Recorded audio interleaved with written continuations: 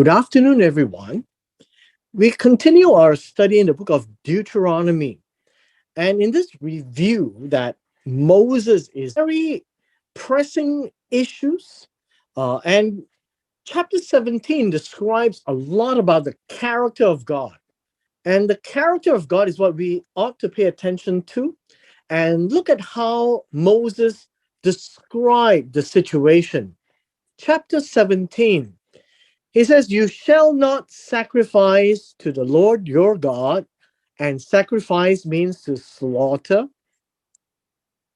I hope you all will recognize that every time we have the word sacrifice, the context, if you keep a close watch on it, refers to the killing of an animal and making it as an offering to the Lord your God. And the Lord here would be Jehovah. Not just anyone, but Jehovah, your Elohim. Could it be a bull or a sheep? Now it says here a sheep, but the text here is actually se. And se could be a sheep or it could be a goat. So this is important for us to recognize that while we read the word sheep, it's a translation choice of word. It is a small four-legged animal which comes from the flock. So it could be a sheep or a goat, and we read this in Exodus chapter 12 for the Passover, and they are to select from their flock whether a sheep or a goat of 1 year that has to be that has uh, if it has any blemish or defect, it is called an abomination to the Lord your God. Now, these are big words. First of all, you have to you have to understand um, blemish here uh, would be, how should we say? Blemish is actually a defect. Blemish would be how should we say a defect? Yeah, a defect, and it normally is a physical defect, right? A physical defect. Uh, the idea here, how should we say, or defect? This word defect, it's wrong. I would say. This word would mean any bad thing, right? Any bad or evil thing that is on the animal. And once you do that, it is said to be an abomination, a disgusting thing. It is something that God will find very how should you say this? It would be something that God hates. God will not like it, and so the word like it would not like it would be more in a more extreme sense. Because in God's mind, I've told you to bring me an animal that is unblemished. It has nothing wrong with it. I think that would be a right way of putting it. And if you do, it becomes disgusting to God. Verse 2. If there is found among you within any of your gates, which the Lord your God gives you, understand, any of the gates, in this case, uh, I think you would understand this as, I mean, literally, these are gates, but in a more metaphorical sense, it would be your cities. These are walled cities where you have gates.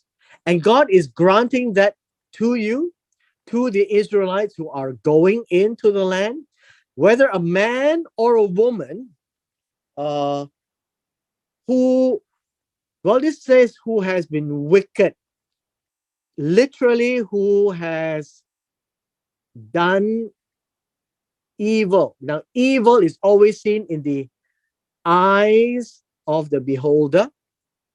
And so he have done evil things which is not acceptable. This is Ra. He has done something like this in the eyes of the Lord your God in transgressing his covenant. Now, this word covenant would be an agreement,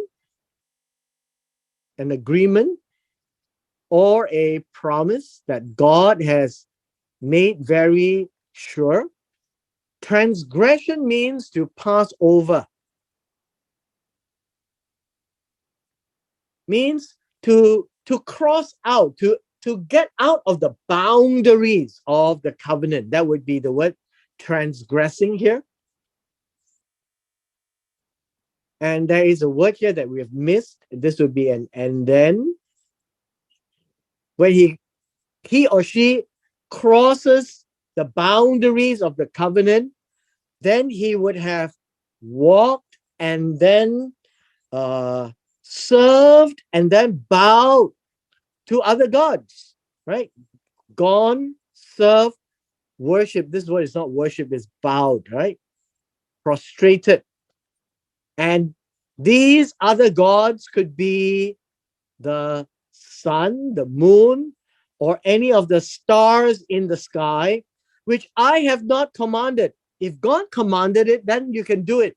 But God did not. And if anyone does that, and look at verse 4. And it is told to you. Told to you means it has been reported.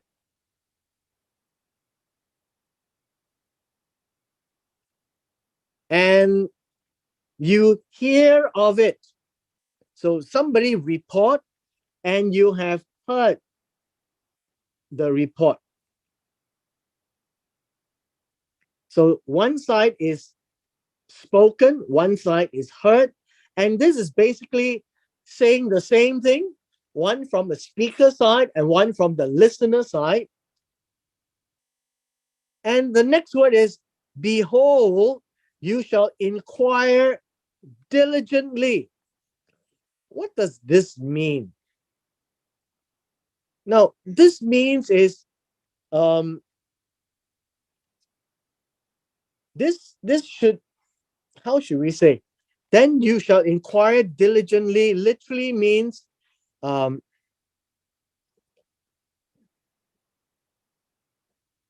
should we say? Check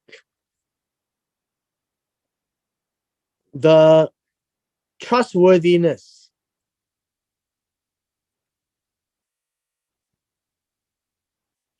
So the word you shall inquire diligently really means to check the trustworthiness of what you have heard and what has been told to you.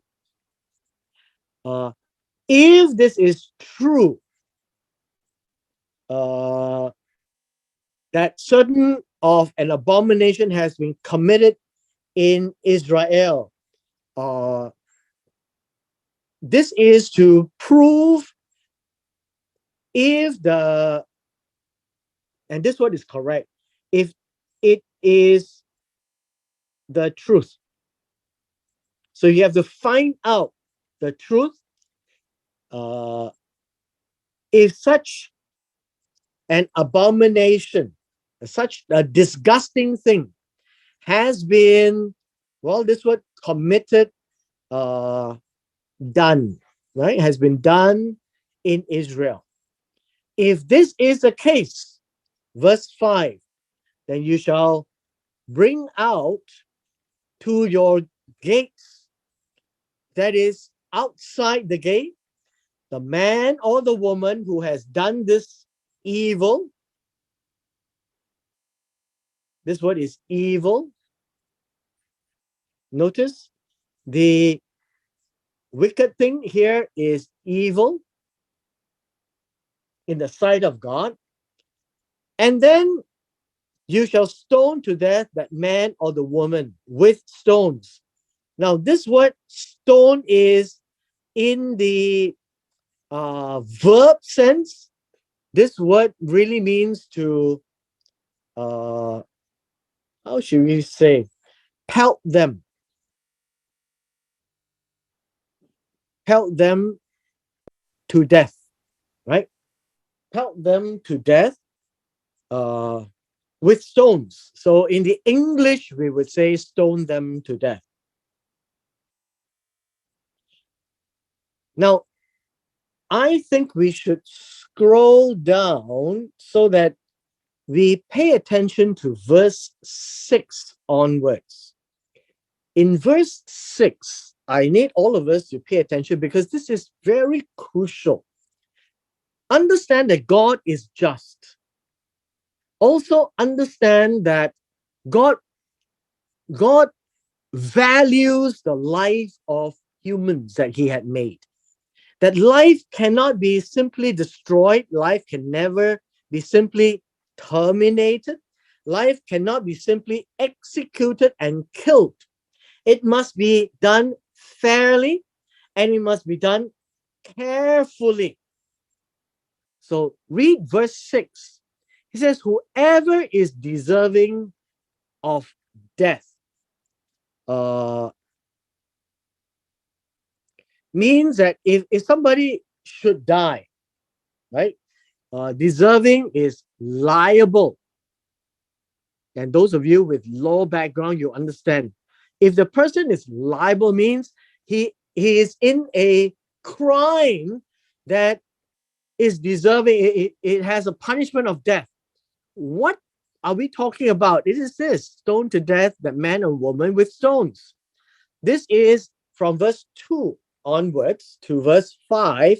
And so it says, whoever, whether man or woman, has committed a crime that is deserving death, shall be put to death on the testimony of 2 or 3 witnesses.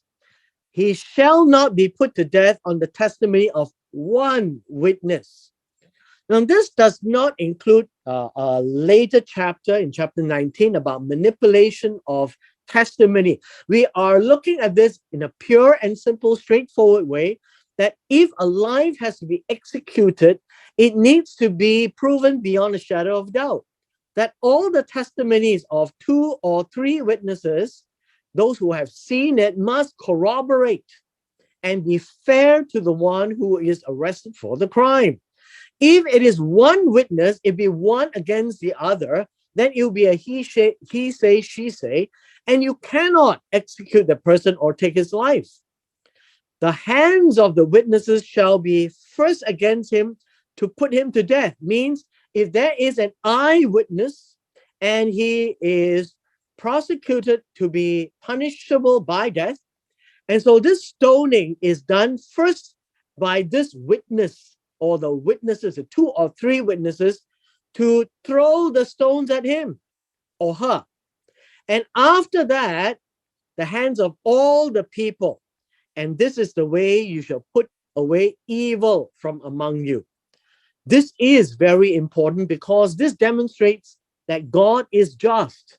He doesn't want anyone to be killed, but it is important, it is very important that there must be somebody who is caught, and there must be 2 or 3 witnesses, and it must be judged that it is fair to punish according to the law, that this person shall die. And if that be the case, then the execution is done by the person who has seen it, because if this is false, the person will be haunted forever. Now, verse 8 takes a slightly different twist. It says this, that if a matter arises, and the word matter is davar, a word or an issue that arises that is too hard for you to judge. Now, the word too hard here, this word actually doesn't mean too hard, by the way. It means that it eludes you, that you cannot distinguish, right? You cannot distinguish how to judge the situation. you can't tell that you can't tell how to pronounce a judgment. Uh, Whether it's between degrees of guilt for bloodshed, this word means between blood and blood, and this is good, I would say. Uh, the word here is between blood and blood. It would mean that even if there is a crime that is about bloodshed, but there are different cases for different situations of bloodshed, and you can't tell between the difference. That would be the if here. Between one judgment or another, between judgment or judgment, that you can't now tell very clearly how to pronounce that, or between one punishment or another, between uh, I guess here you would say that it's uh, between a cause, a plea, right? A plea or condemnation, between to save one or to spare one, uh, matters of controversy. Now, this word is dispute, that people are making claims against one another, bringing a case, right? A case of quarrel, a case of dispute. And you can't solve that. So, what do? You shall arise, because you judge seated down. You shall arise and you shall go up to the place which the Lord your God chooses. And this one goes towards Shiloh or Jerusalem later. And you shall come to the, well, how should you say this word here? The priests, the Levites, you shall come to Shiloh or Jerusalem, and you should look for the, I would write this down, the Levitic Kohanim, right? I don't like the word priest here in this case. And so we need to understand that the word priest, for the most part, we think of doing temple rituals. But when they can't figure out the judgment, they are to come to these people called the Levitic Kohanim, the Levites, who will play the role of the Kohen. And that really means that the Kohen or the Kohanim, the priesthood, does much more than sacrifices. They actually judge on the Torah. They are also in the position of a judge. They know the Torah much better than other people because they are gatekeepers of the Torah. And so you bring the case to them, not anybody else, right? To judge in those days and tell you the words of the judgment, and they will then judge for you. And they will judge for you. Verse 10 is important then. And you shall do according to the sentence which they pronounce upon you in that place which the Lord chooses, and you shall be careful to do according to all that they order you. You see, if you cannot resolve it and you bring it to the Levitic Kohanim, then they will pronounce the sentence of the judgment, and you shall listen to them to pronounce that same instruction and judgment they order you. And so you should listen to them if there is a dispute that you're not sure. So that the last call, I think you can see this as a federal court, right? And when you come to the federal court, The federal court will then decide exactly what judgment that will be, and you then go and carry it out. 11. According to the sentence of the law in which they instruct you, according to the judgment which they tell you. Look at, so important for the Levitic Kohanim. You shall do. You shall not turn aside to the right hand or to the left from the sentence which they pronounce upon you. This is a very Hebrew way and also very Oriental way. Don't turn to the right side or to the left side. What do? You stay on course, straight to the sentence which they have pronounced you. Now, the man who acted presumptuously is verse 12. The word presumptuously means intentionally.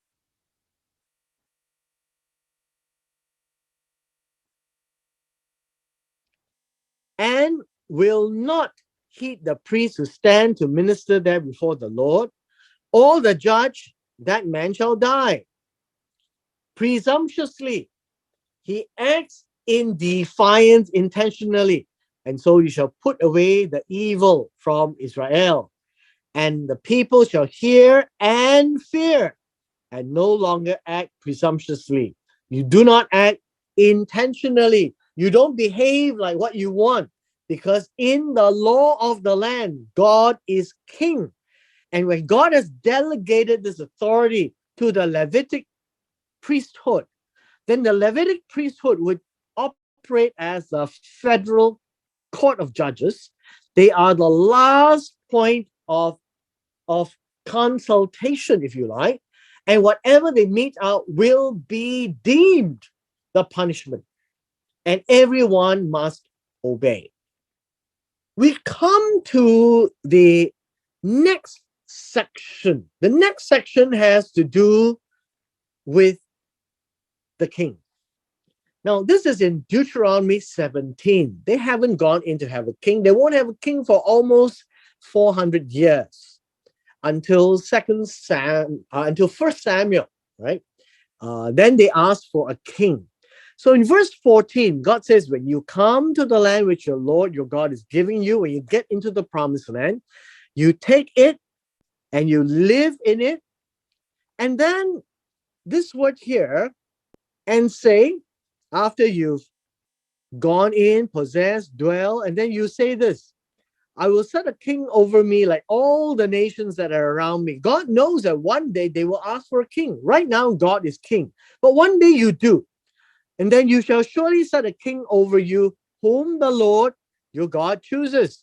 You must appoint the king that God has chosen, not any which one that you want.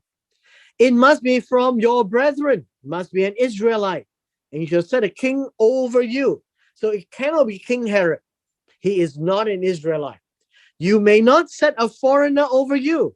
You cannot be someone in verse 15 that he would be somebody, a nokri, an alien, right? An alien, one who doesn't know you, who is not your brother, who is not an Israelite, who doesn't have anyone who have seen God at Mount Sinai. That you cannot have. So this is 14 and 15. If you have a king, look for one that God has chosen. It is your brethren, not a foreigner. He is not your brother. You must find a brother. Verse 16. But he shall not multiply horses for himself. And this idea here is that you cannot have more than sufficient horses, because horses will lead you to war. And the reason is horses are also found in Egypt. So it says, nor cause the people to return to Egypt to multiply horses. The horses are in Egypt. And if the king wants horses, the people must go back to Egypt. And God says this, Very important. You shall not return that way again. You shall not go back to Egypt. So don't have many horses. Verse 17. Neither shall he multiply women for himself. Now, God says, don't increase your number of wives. Uh, David had 6 wives. And in 2 Samuel chapter 12, God did say, if you wanted more, I will give you. But God is saying, if you have too many wives, your heart will turn away. Don't greatly multiply silver and gold for himself, because he'll be thinking of wealth. Don't let him have too many wives, because he would serve other gods. Turn away from Jehovah. Verse 18. And it shall be, when he sits on the throne of his kingdom, meaning when he is in power, there are things he must do. Now, this is how God safeguards his land. This is how God safeguards a king who needs to watch his people. He says, he shall write for himself a copy of this law in a book from before the priests, the Levites. This will be the Levitic Kohanim.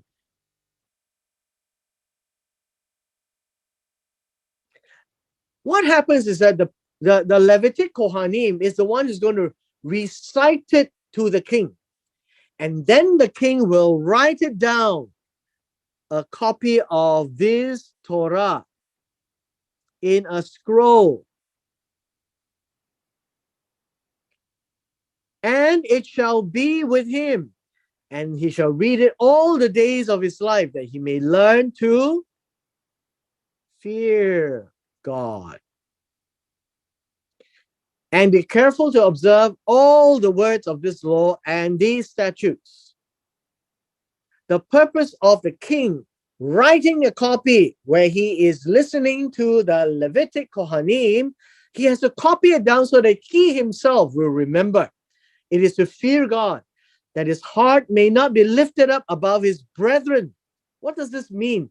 He must not think that he is above the law. He must not think that his decisions is higher than his brethren. He must not make a judgment that he thinks that God will look at him differently from the rest. God will look at everyone to be under the law. And so his heart shall not be lifted up, shall not be raised, right? Shall not be raised in verse 20 above his brethren, should not be proud, that he may not turn aside from the commandments to the right hand or to the left.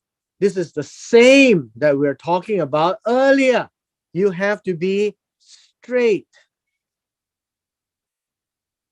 Don't go left or right. So if this is the path and the king is walking this way, do not turn to the right or to the left. Go straight. And that is God's laws, that he may prolong his days in the kingdom, and he and his children in the midst of Israel. That if you want to have long life, then you must make sure that your judgment is not above the people. You must judge yourself along the same line as the people. You are not proud and haughty, and that you must be straight with God. And then God will, I would say, prolong his days in the kingdom, especially his sons as well. Chapter 17 is so important to show that God is just, that if the judges can't figure out what to do, go to the Levitic priest and do exactly as they judge the case.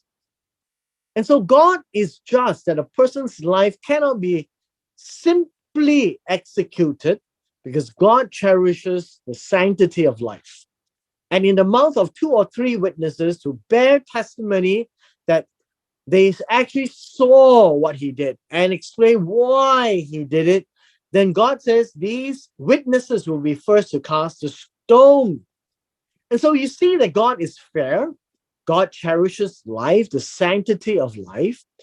And God makes sure that if you have a king, and the king must do as God tells him, how? To memorize and know the Torah. And this will safeguard what God wants his people, his kings, and his Levitical priests to decide. And with this, we come to the end of chapter 17 today.